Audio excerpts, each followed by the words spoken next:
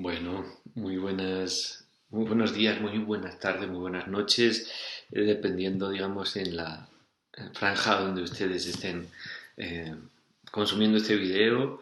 Eh, Bienvenidos de nuevo a nuestro espacio y bienvenidos a nuestra dinámica de una gran parte de las clases en la que, como el pasado martes decidimos, vamos a intentar establecer este formato, ¿no? En el que muchas de esas clases vamos a intentar desarrollarlas de manera asimétrica, pues como ya les había comentado, pero bueno, las refresco, ¿no? Y como ustedes estuvieron muy de acuerdo, para evitar pues todos los problemas derivados de estos procesos de virtualización, digamos que urgente, ¿no? Como hemos tenido, que tienen que ver pues con problemas de accesibilidad, con problemas de participación, problemas de conexión eh, sincrónica y otros problemas bueno, de corte, digamos, social, personal, incluso de salud, evitar que las clases sean un estrés más, ¿no? Y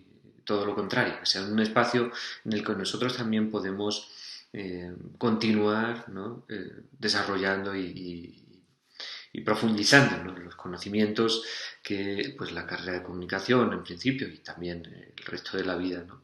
nos debe seguir dando más allá de la situación de la pandemia que pasará, ¿verdad? Bueno, les recuerdo un poco la dinámica que habíamos decidido el pasado martes, ¿sí? La idea es que cada martes de sesión asincrónica, ¿sí? Ustedes verán o recibirán en las notificaciones del equipo de Teams nuestro de recepción y audiencias que se ha incorporado, se ha añadido un nuevo canal correspondiente a la sesión, pues dependiendo de cada semana, ¿no? Para el caso de esta semana, por ejemplo, pues ustedes verán que se ha añadido el canal al equipo de martes día 11, ¿no? de agosto, sesión 2, titulado Introducción a los estudios de recepción y audiencias, ¿sí? Y si ustedes entran en el canal, pues verán una serie de contenidos. En primer lugar, unas instrucciones que siempre repetiré, ¿verdad? Sobre, bueno, cómo es la dinámica de las sesiones, dónde están los enlaces para los textos, para las presentaciones, para el archivo Excel donde ustedes están apuntados como expositores de las diferentes lecturas, para que no se olviden tampoco sus fechas y sus sesiones. Y después, a continuación, pues verán siempre el siguiente esquema. Un vídeo, ¿sí? Un enlace a un vídeo o una serie de vídeos, dependiendo de la longitud, de la temporalidad, ¿no? de cada sesión. Y de las temáticas, obviamente. Intentaré, si en una sesión entra más de un bloque temático, hacer más de un vídeo para, digamos, que a ustedes les sea más sencillo también pasar de un tema a otro.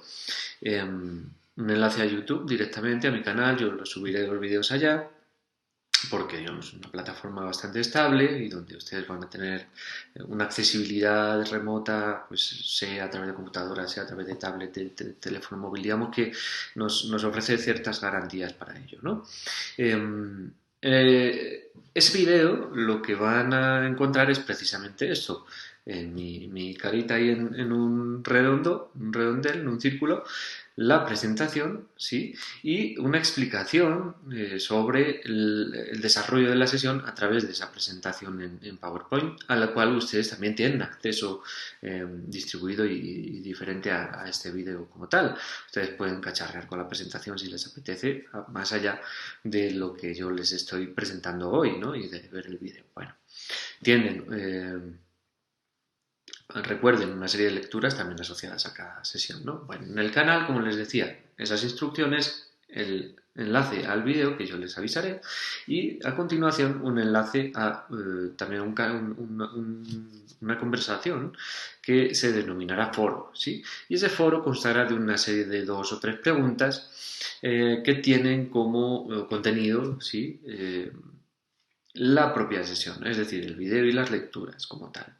Entonces, ese foro, esas preguntas, ustedes, digamos que le clican ahí a responder en ese hilo de conversación y ustedes tienen que responder a esas preguntas con un comentario pues en torno a las 200 palabras, una cosa así.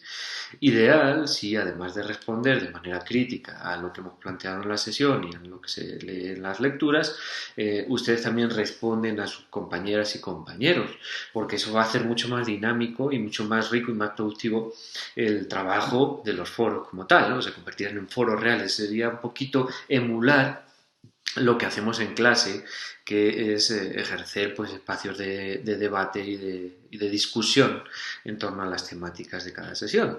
Entonces, ya que no podemos hacerlo de manera presencial, pues intentar hacerlo de esta otra manera. Esa es un poco la dinámica de las sesiones que no son presenciales, o sea, que no son simétricas, en las que no tenemos que conectarnos en directo, ¿no? Para las sesiones que sean en directo, como será la de la próxima semana, ¿sí? Que sería día 18, ¿verdad? Martes 18.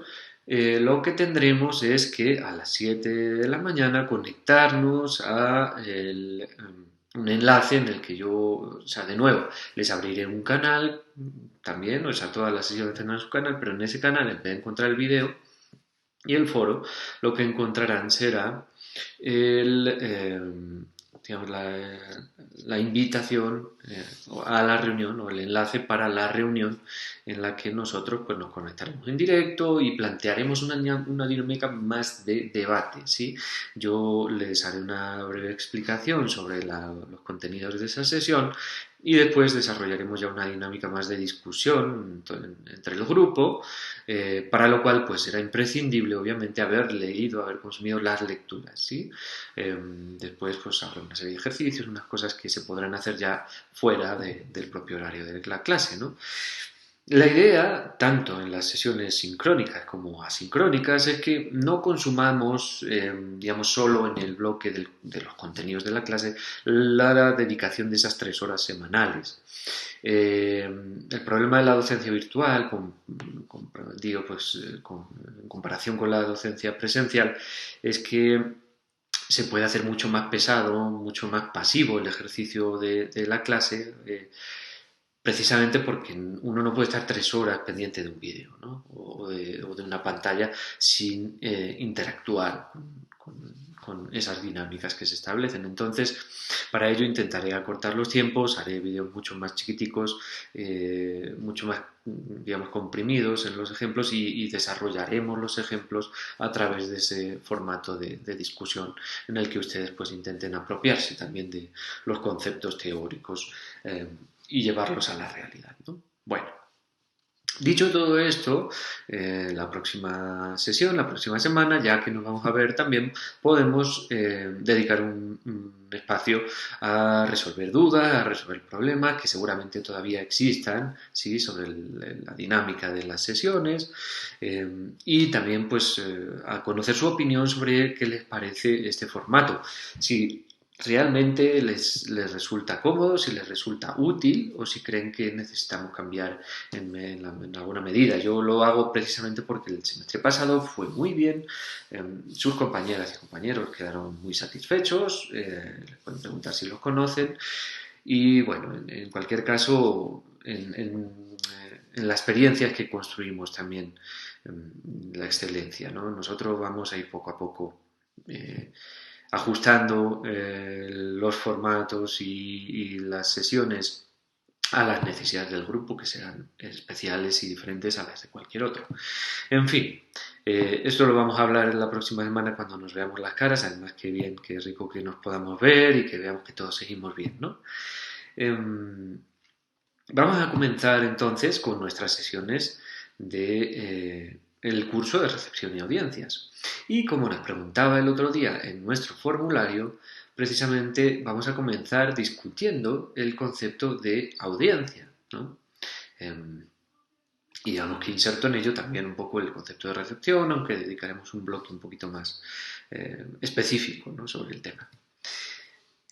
¿Qué entendemos por audiencia? ¿Qué son las audiencias? ¿Cuál es la importancia de este concepto, ¿no? En el que los estudios sobre medios se han centrado casi desde sus inicios, digamos que en la segunda o tercera década del siglo XX, ¿no? Ya han pasado prácticamente 100 años desde que podemos comprender los inicios de los estudios sobre comunicación de masas, ¿no? En este caso, y siempre el concepto de audiencia ha sido un concepto muy relevante, de mucho interés, en el que los grandes, no solo académicos, sino también los grandes medios de comunicación, los gobiernos, han puesto, la opinión pública, la ciudadanía también, ¿no? Ha puesto el foco en torno a esos procesos de interacción que suponen pues, el consumo y la emisión de los medios de comunicación masiva. ¿Cuál es esa importancia? ¿No?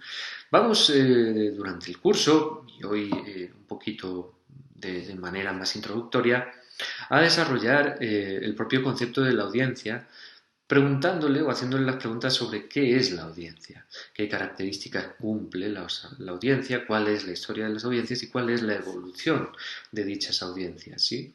Porque no se trata solo de pensar qué son las audiencias, y ya les estoy dando una clave, ¿no? Lo estoy hablando en plural, sino qué las define, ¿sí? ¿Cuál es el desarrollo contextual, sociohistórico de las audiencias?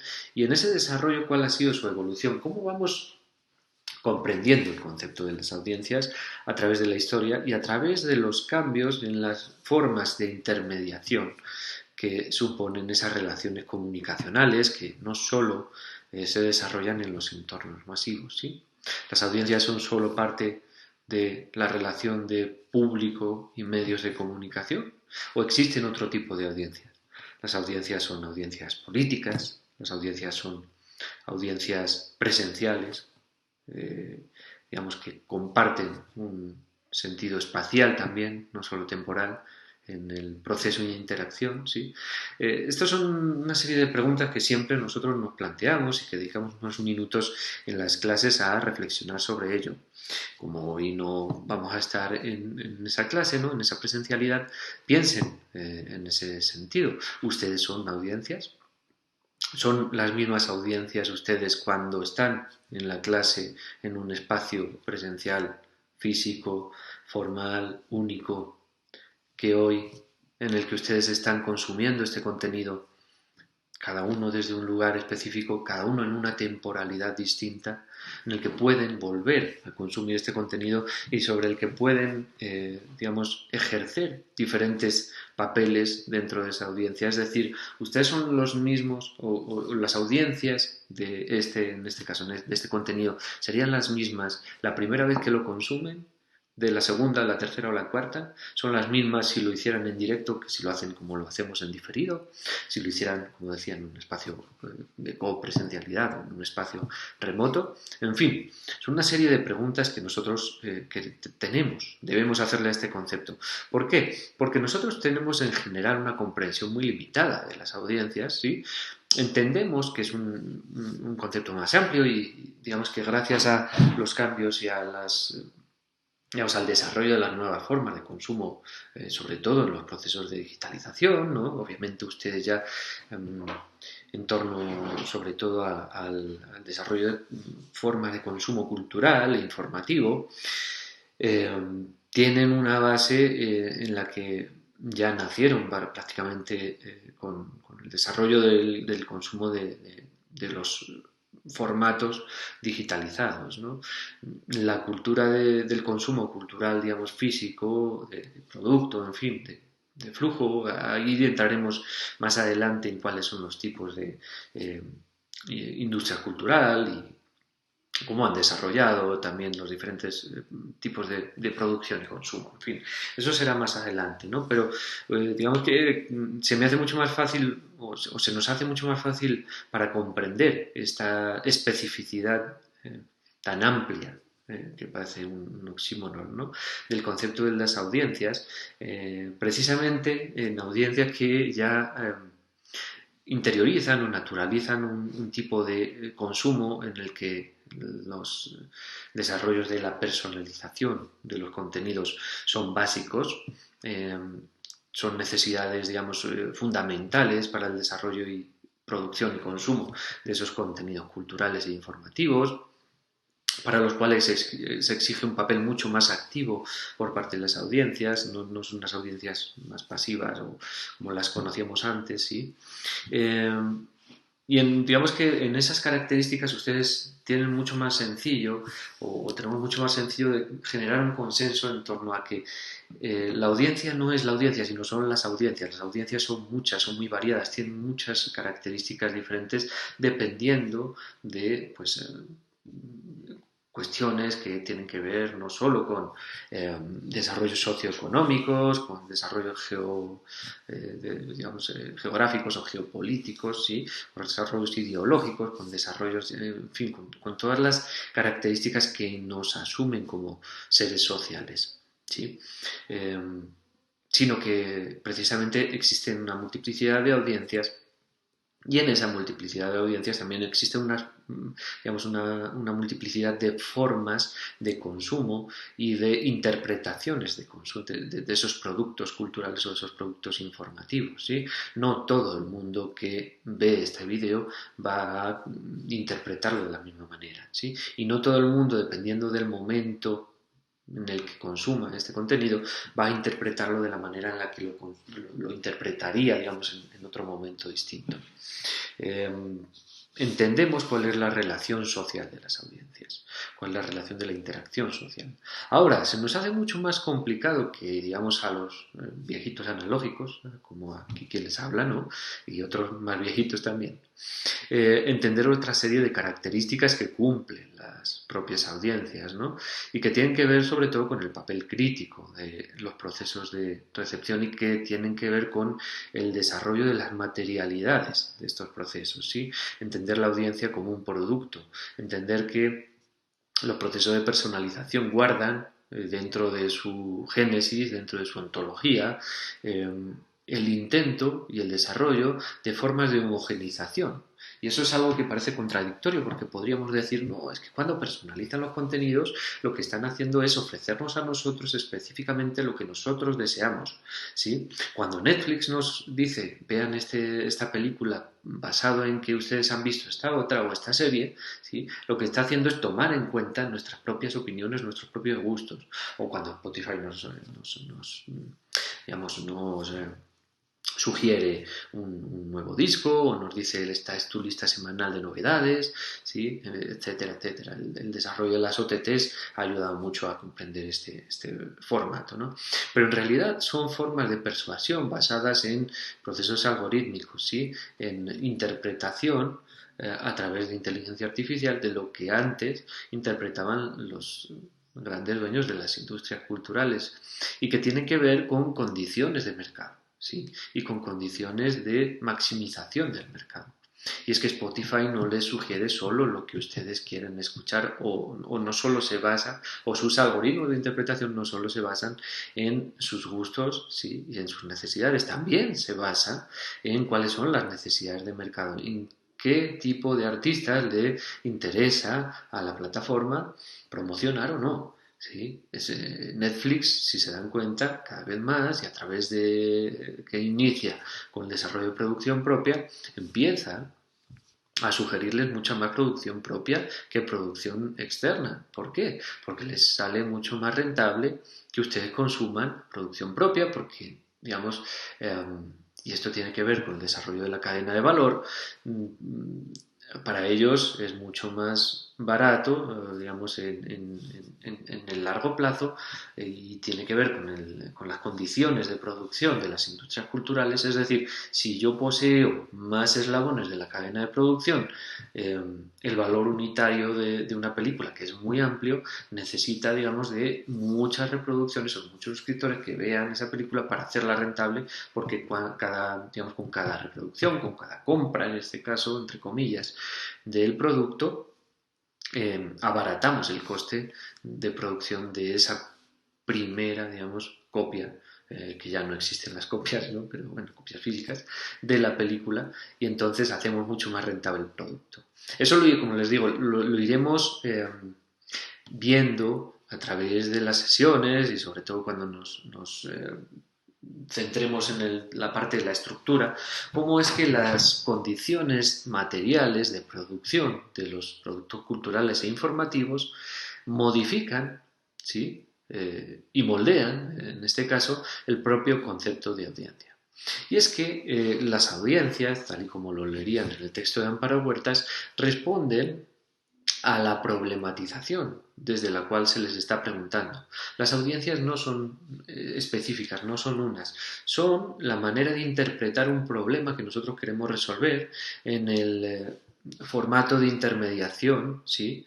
O de intercambio de un mensaje informativo, comunicacional, cultural, ¿sí? No es lo mismo las audiencias para Caracol que para Netflix que para el Ministerio de Cultura, ¿sí? El concepto de audiencia cambia dependiendo de las necesidades de aquel que es quien lo interpela, ¿sí? Y eso es lo primero que tenemos que tener en cuenta, ¿sí? Las audiencias son un problema y las audiencias son un discurso también, ¿sí? No existen las audiencias como una institución, digamos, como tal. Se pueden configurar, existen defensores del consumidor, del defensor del televisor, ese tipo de instituciones, pero que lo que hacen es interpelar a las audiencias de una manera específica. Seguramente ustedes comprenden ese problema de una manera muy diferente a la que lo comprenden sus padres, sus abuelos, o de la manera en la que lo comprenden los televidentes o los internautas en China, ¿sí?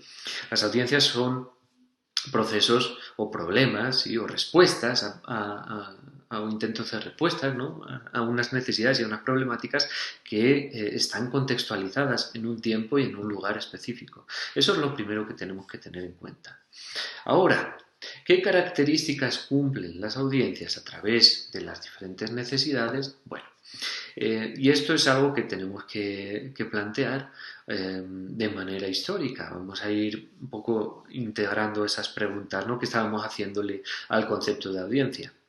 Estudiar audiencias, como decíamos, era estudiar discursos y estudiar problemas. Ahora, desde el año 1927, en el que sale publicado ese libro de Harold Laswell, Propaganda Techniques in the World War, en el que se hacen las famosas 5 preguntas del periodismo, no las 5 W del periodismo, el que, el cómo, esa digamos, famosa retórica que seguramente ustedes han visto en el ciclo básico, en teoría de la comunicación. Bueno, esas preguntas, ¿sí?, se hacen en un momento en el que el concepto de audiencias masivamente era considerado un concepto masivo, ¿sí? Masivamente es un concepto masivo, sí, suena, es tautológico, ¿no?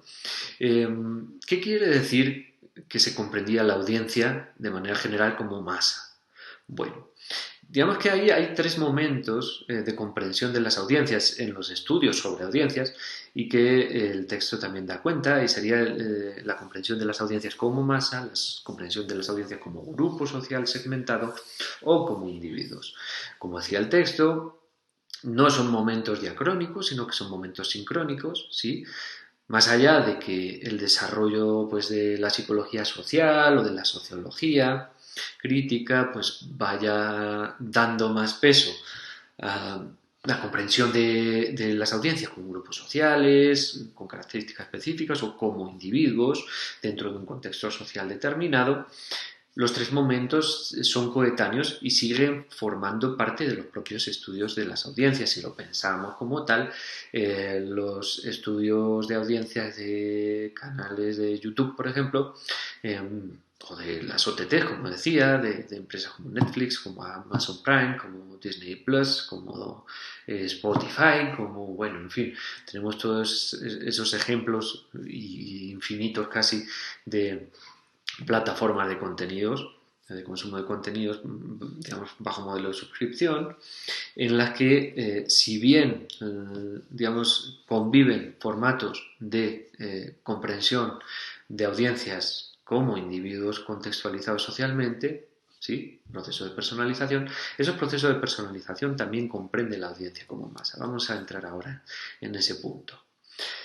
Cuando comprendemos a la audiencia como masa, y nos lo decía el texto de manera muy sencilla, lo que estamos haciendo es comprenderla desde dos necesidades concretas, ¿no? Las necesidades políticas para intentar generar mecanismos de persuasión, y ahí podrán ver algún video de discursos de Donald Trump eh, apelando a una serie de valores que se suponen generalizan, ¿sí?, el concepto de la audiencia a la que él se está refiriendo, que en este caso serían los americanos, que dice America First, ¿no? ¿Y quiénes son los americanos para Donald Trump? Digamos, un concepto, una concepción muy específica que deja de lado, pues, latino, deja de lado inmigración, digamos, de estrato socioeconómico bajo o medio bajo, que deja de lado, digamos, colectivos de amplia representación, pues desde colectivos LGTBIQ, etcétera, a las propias mujeres en gran sentido, ¿no? En gran medida, o por lo menos las propias mujeres con una concepción, digamos, feminista de las necesidades de género. En fin, digamos que ese concepto de audiencia que se supone es masificadora responde a una serie de problemáticas que lo que hace es concentrar esa audiencia en las necesidades específicas del interlocutor, que en este caso pues el presidente, es el discurso presidencial, ¿no?, de asunción de la presidencia de Donald Trump. El otro vídeo que he dejado ahí el enlace, pero ya no funciona porque YouTube es precisamente así, ¿no? Respondía a un discurso de Adolf Hitler en el que apelaba también a los alemanes, ¿no? En el cual pues dejaba por fuera de los alemanes a los alemanes judíos, a los alemanes homosexuales, a los alemanes gitanos, etcétera, etcétera. Esto tiene que ver con lo que les decía, la comprensión de el concepto de audiencia desde la problemática específica. ¿Y cuál es la problemática de estos dos interlocutores? En este caso, intentar persuadir de manera masiva a aquella masa de población a la que está interpelando. ¿Qué quiere decir que es una masa? Bueno, que digamos, responde a un desarrollo conceptual en el que esa audiencia es un sujeto homogéneo, ¿sí? Sujeto social pasivo, ¿sí?, y en el que no existe, digamos, capacidad interpretativa, ¿sí? Lo que existe son formas de persuasión o de efectos sobre digamos, sobre esa masa, ¿no? Eso desde un punto de vista político y de persuasión, ¿sí? Por eso el tema de las propagandas, de las técnicas de propaganda, que decía el libro de Laswell, ¿no? Ustedes pueden verlo y de manera mucho más clara y muy interesante en pues digamos, los modelos de propaganda de Chomsky y Herman, ¿no?, que salieron en los años 80 y que hay una relectura actual sobre ello. Desde el mercado, lo que se establece como audiencias masivas responden a una necesidad de rentabilidad, ¿sí?, de rentabilidad económica, de generar mayores audiencias para poder venderlas a un público específico, que serían en este caso las empresas anunciantes, que son quienes financian los medios. Ahora no vamos a centrarnos mucho en este punto porque en la próxima sesión hablaremos de ello y de lo que Dallas Smith denominó la economía del punto ciego, ¿no? Bueno, ¿qué busca este concepto masivo? Como decimos, busca generar una serie de efectos, ¿sí?, de persuadir, de manipular a las audiencias para dar respuesta a esas necesidades específicas. Nosotros, como medios de comunicación, desde las necesidades del mercado, ¿qué necesitamos? Persuadir a la audiencia de que consuma nuestros contenidos para así poder generar unas audiencias, digamos, mayores, masivas, y poder vender mucho más caro o negociar más cara la pauta de publicidad, ¿sí? Pensemos desde un punto de vista como clásico, ¿no?, de esta conceptualización. Ahora, lo que les decía, el proceso de masificación es comprendido también dentro del proceso de globalización. Y en este punto, tal y como lo decía McQuail, ¿no?, si lo traemos a la actualidad, esos procesos de personalización que cambian la masa por el usuario, ¿sí?, y que se supone individualizan, personalizan el consumo de contenidos y el desarrollo y la producción de contenidos, lo que están generando a su vez son grandes procesos de masificación y de homogeneidad. Piensen en esto. A nosotros, digamos, tenemos siempre la idea tan clara de que hoy en día tenemos acceso a mucha mayor cantidad de productos de consumo cultural e informativo. Pero no pensamos tanto si tenemos acceso a mayor diversidad. Normalmente estamos, normalmente en las últimas décadas y específicamente en la última década, el asentamiento del proceso de digitalización de la producción y consumo cultural e informativa ha sacrificado diversidad por cantidad, ¿sí? Ha prevalecido el desarrollo de mayor cantidad de productos culturales o informativos sobre los modelos de diversidad. Si lo pensamos desde este punto de vista y nosotros nos centramos a ver quién está en Netflix, qué cosas consumimos en Netflix, sí, podemos decir, bueno, no, es que en Netflix hay producciones de todo el mundo. Bueno, sí, es verdad, pero ¿a qué producciones acceden ustedes? ¿A qué tipo de producciones Netflix les sugiere que son los contenidos que ustedes deberían consumir?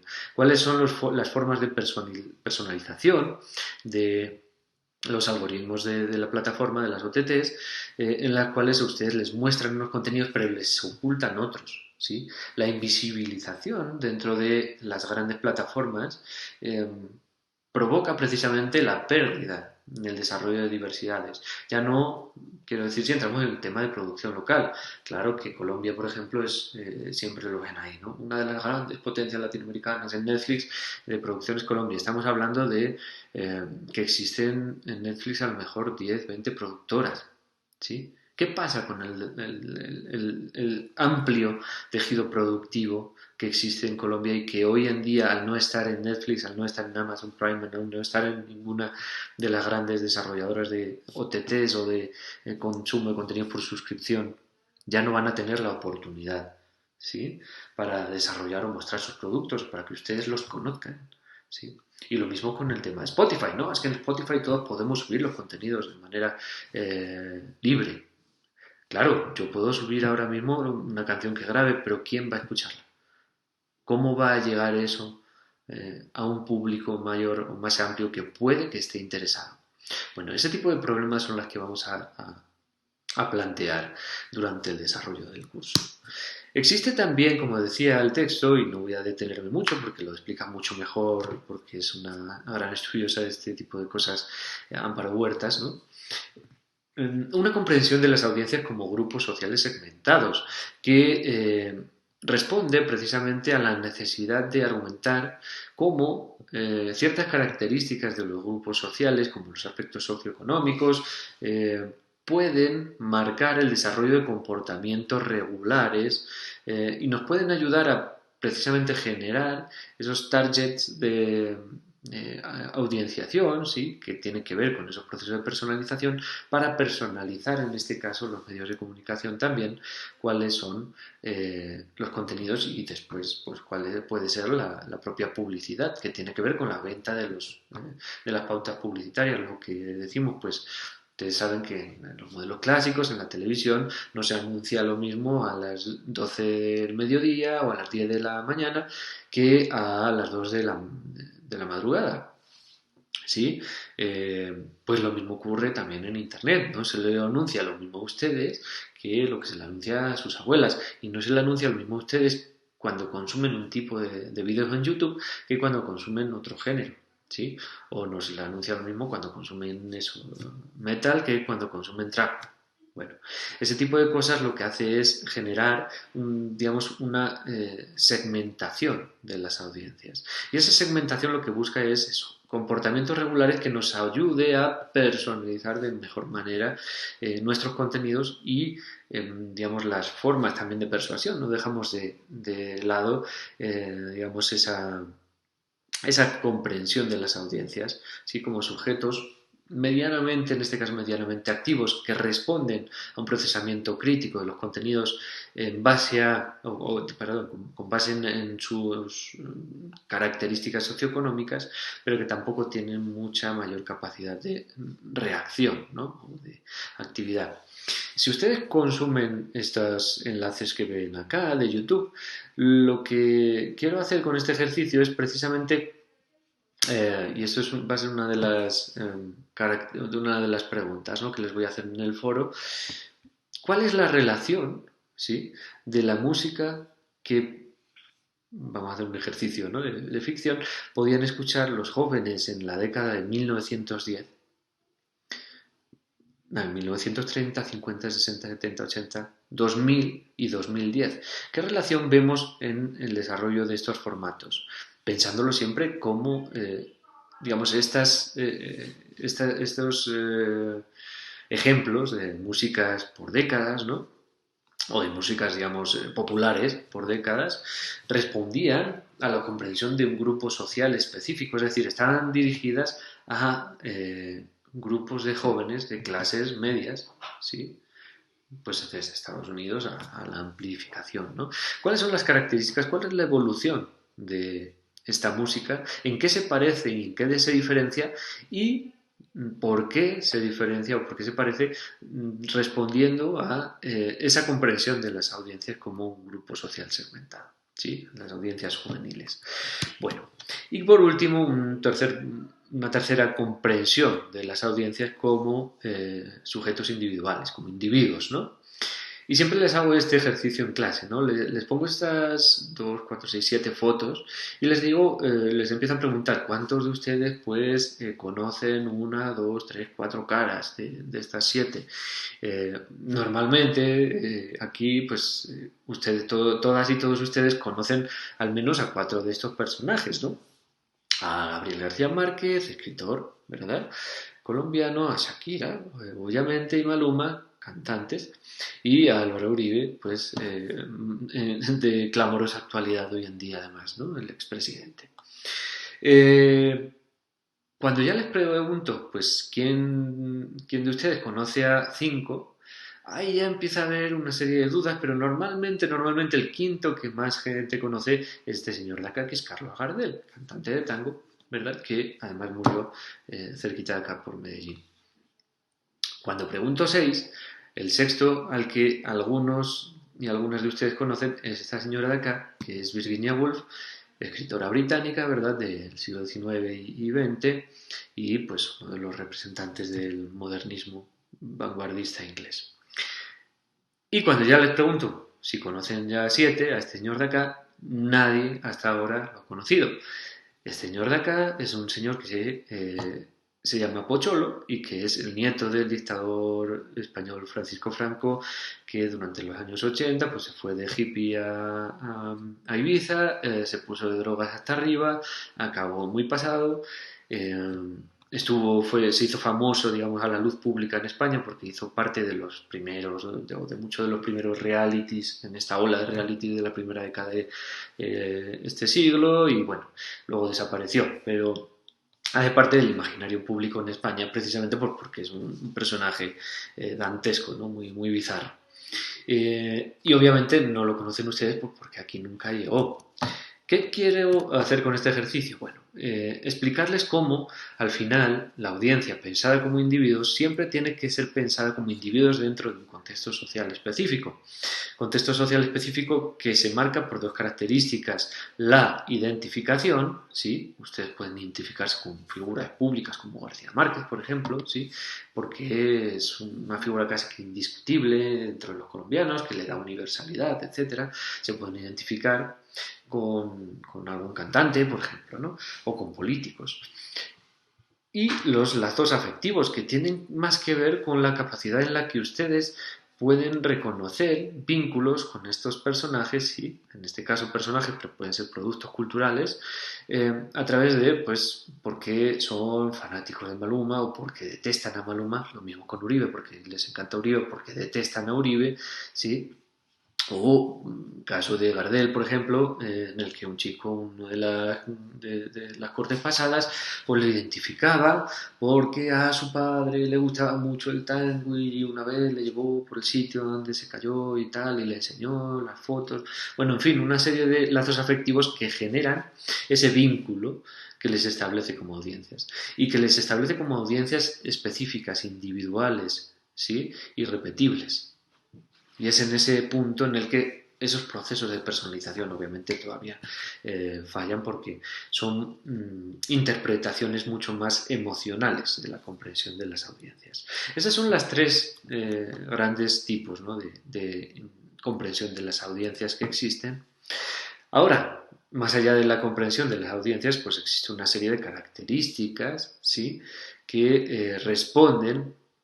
Estaba pensando antes, les voy a pedir otro ejercicio que no tiene nada que ver, pero bueno, pueden hacer pero se lo voy a pedir para que sea algo más personal, para que sea algo mucho más afectivo, ¿sí? Al final del vídeo se los comento. Una serie de características que marcan también el estudio de los propios conceptos de las audiencias, ¿sí?, a partir de cuál es la búsqueda de esas necesidades, como decía, ¿no? Y esas características, sobre todo desde los medios de comunicación o los estudios comerciales, ¿no?, pero también de otro tipo de estudios alternativos, tienen que ver con conceptos como la asimetría, ¿sí?, o la distancia que existe entre, digamos, en ese intercambio informativo, cultural, comunicativo, emisor y receptor de los mensajes. Obviamente, pues si hablamos de la televisión, es un medio mucho más asimétrico que, por ejemplo, el Internet, ¿no?, en el que nosotros podemos generar un vínculo mucho más urgente, mucho más rápido, mucho más cercano, podemos generar respuesta, podemos, digamos, tener unas dinámicas que con la televisión, la prensa, la industria editorial, obviamente, pues no generaría, es una industria mucho más asimétrica. La radio, piénsenlo, la radio clásica, obviamente. La flexibilidad, ¿sí?, de las audiencias y de los medios, la capacidad de adaptabilidad de los propios medios a los nuevos entornos y a las nuevas audiencias y viceversa, la capacidad de las audiencias a adaptar a los nuevos formatos y a los nuevos modelos e industrias culturales, ¿no? Y la fugacidad de las audiencias, que está también relacionada con las anteriores dos características, qué capacidad de vinculación por plazos, digamos, sostenidos en el tiempo tenemos de captar a esas audiencias, cómo podemos fidelizar las audiencias, es una de las grandes inquietudes por parte de los medios de comunicación, en este caso comerciales, pero también de otros medios. Bueno, podemos también hablar de características que tienen que ver con la copresencia, ¿sí?, la copresencia física o la copresencia temporal. Piensen, por ejemplo, en las audiencias de una obra de teatro, ¿sí?, o de un stand-up.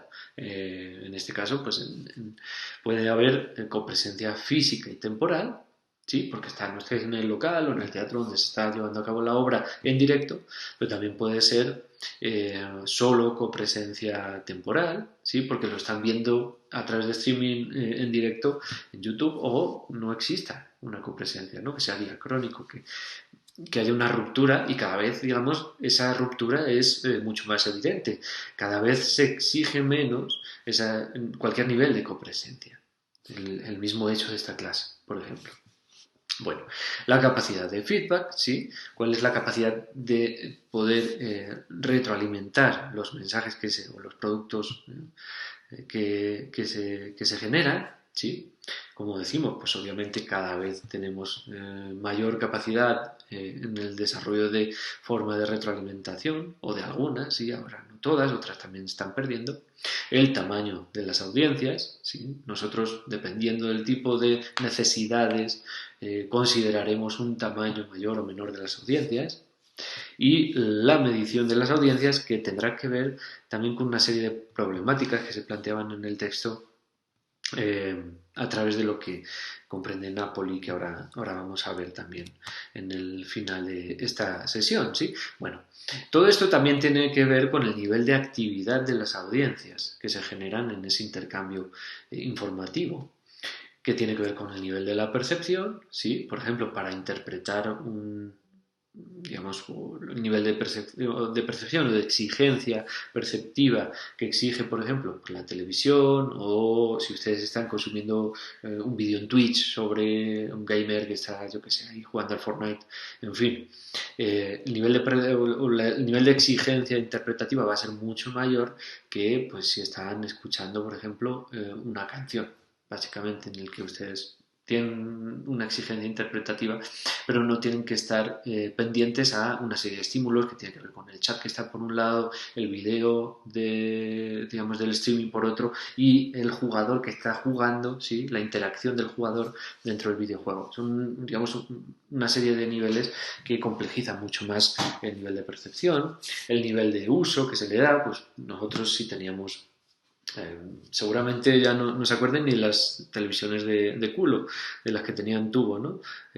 Catódico. Bueno, pues cuando antes el nivel de uso de esas televisiones básicamente era el mando a distancia y si acaso el teletexto, ¿no? Que no sé si ustedes habrán consumido en algún momento, que era el aprovechamiento de un pequeño ancho de la banda de las frecuencias de cada canal para llenarlo ya no con imágenes, ¿sí? O con líneas rectas o líneas verticales y horizontales que luego se interpolaban, ¿no? Que así funcionaba la emisión catódica, sino con llenarlo con una serie de letras y de números, ¿no? Para generar un canal de información. Bueno, hoy en día el nivel de uso, por ejemplo, del Internet es infinitamente más amplio, ¿no? El nivel de la actividad interpretativa, y esto tiene que ver, pues, como podríamos poner el ejemplo de las novelas, ¿no? Cómo podemos interpretar el género de la telenovela como un género machista, conservador, de fomento de los valores conservadores, ¿no? De la sociedad, etcétera, etcétera, o podríamos interpretarlo como un género de acercamiento al desarrollo de problemáticas populares que puede ayudar a resolver también dinámicas de orden sociocomunitario. Y no lo digo, digamos, por decir, sino porque ambas interpretaciones son correctas. ¿Sí? Podemos hacer un análisis desde una perspectiva de corte feminista o de corte crítico y en el que nos sabrá que efectivamente el género está fundamentado por una serie de valores machistas, conservadores, etcétera. Pero también si nosotros hacemos, y esto es un estudio que hizo el propio Thomas Tufte, el señor danés sobre el que tienen un texto más adelante, aunque no es sobre esto, ¿no? En Nigeria, en los años 90, y cómo las telenovelas ayudaron, por ejemplo, a generar dinámicas de cuidado en la salud pública frente a la pandemia del SIDA, ¿sí? Algo que sería muy de actualidad hoy en día por el mismo hecho de la pandemia. Bueno, se aprovechó el género para ayudar precisamente a intentar aplacar el avance de una pandemia que era realmente temerosa, ¿no? En Nigeria en los años 90. Bueno, ese es el nivel de actividad interpretativa que podemos generar desde las audiencias o el nivel de acción de las audiencias. Nosotros, frente a un contenido, pues podemos eh, consumirlo sin más, podemos apagar la televisión, podemos chatear con alguien sobre lo que nos gustó o no nos gustó, podemos mandar mensajes al productor, podemos interpelar ante el gobierno una querella frente a estos productores porque atentan a una serie de derechos, o podemos, en último caso, por ejemplo, como ocurrió en Oaxaca, unas amas de casa que no estaban organizadas un día ocuparon un canal de televisión, ¿sí? Y empezaron a producir televisión comunitaria propia. Y su única motivación fue que estaban acostumbradas a ver esa televisora mientras hacían todo el desarrollo de las tareas en su casa o su trabajo también, pero digamos estaban consumiendo la tele y no les representaban los contenidos, entonces decidieron organizarse y ocupar el canal y empezar a producir ellas mismas. Son diferentes niveles de acción, ¿no? De las audiencias que pues devendrán un diferente concepto de audiencia. Y entonces pues, podemos pensar esas audiencias desde el punto de vista social para ejercer o exigir el ejercicio de los derechos de las audiencias, ¿sí? Como consumidores, ¿sí? Que tienen más que ver con la búsqueda de esa protección del consumidor, ¿sí? En sus derechos, o como mercancía para pensar las audiencias como un producto que se vende a las empresas publicitarias, ¿sí? Desde el punto de vista de los medios de comunicación. Ahora, en el momento actual, como decíamos, tenemos, digamos, dos características básicas sobre las cuales tenemos que reflexionar de manera amplia, ¿no? Y que este curso pues dará cuenta y nos los apuntaba el texto de Amparo Huertas. Una es la crisis de los sistemas de medición tradicionales en los cuales se ha buscado maximizar el concepto de audiencias y masificar precisamente por las necesidades de los medios masivos.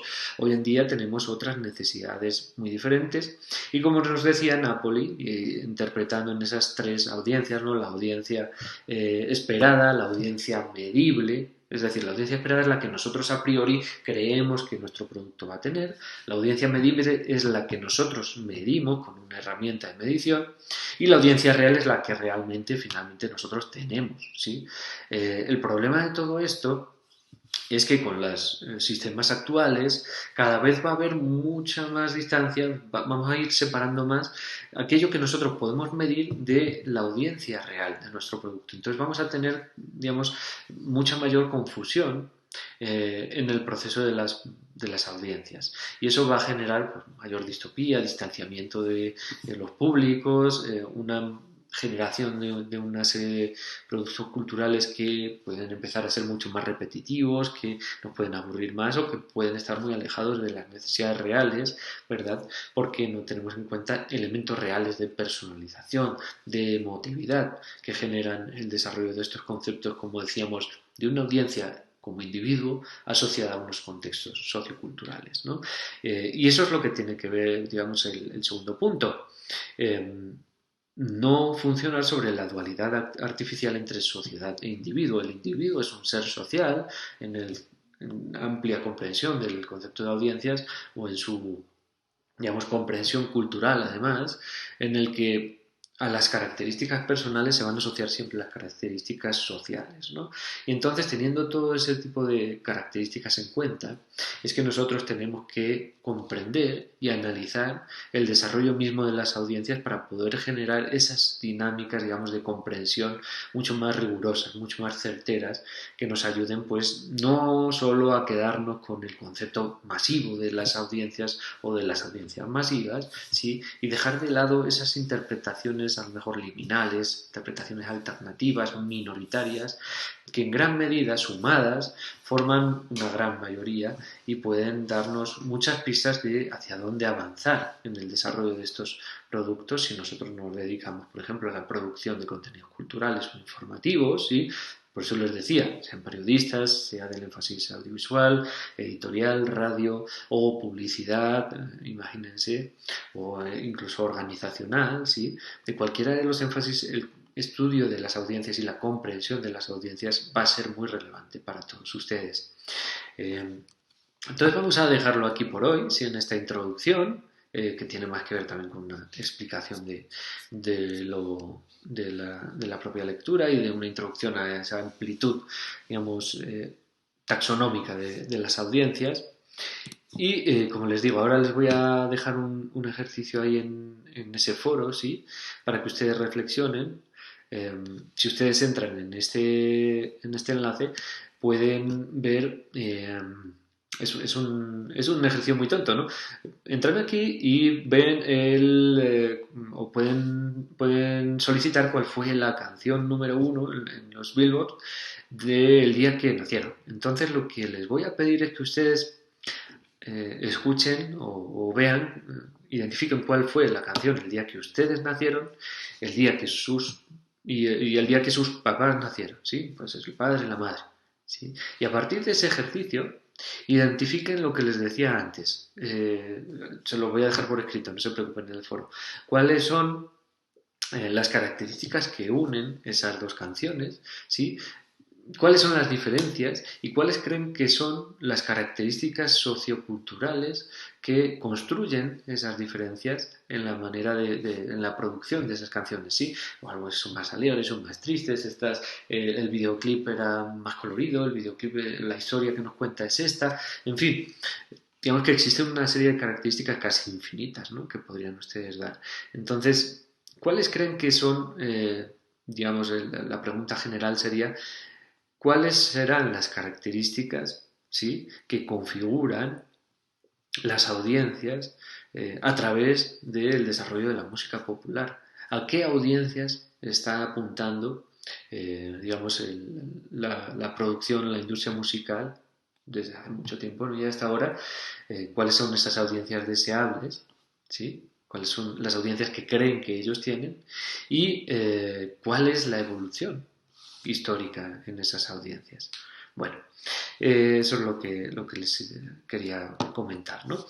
Vamos a dejarlo aquí, ya llevamos prácticamente una hora de vídeo, ya es más de lo que yo quería dejarles puesto para esta semana, pero bueno, es la primera semana y hemos tenido como al principio mucho de explicación, ¿no?, de la dinámica, entonces eso también se lo pueden saltar ahí en YouTube. Sin más, les deseo, como les digo, muy buena semana. Estén atentos a las preguntas de los foros y respóndanlas durante la semana, como les digo. Hoy martes se abrirá el canal del foro. Respóndanlo porque tienen hasta el próximo lunes, sí, hasta la noche en el que se cerrará ese canal y ya no se podrá responder al foro más. Entonces, pues esa es un poco la temporalidad. Entonces les deseo muy buena semana. El próximo martes nos vemos todas y todos a las 7 de la mañana en nuestra reunión de Teams, ¿sí?, en directo. Y pasamos ya a la sesión sobre investigación de audiencias masivas, audiencias comerciales, ¿sí? Y ahí pues generamos ya otras dinámicas también en directo. Buena semana. Cualquier duda, cualquier cuestión, estoy muy a su disposición, tanto por Teams como por el correo, ya saben. Chao, chao.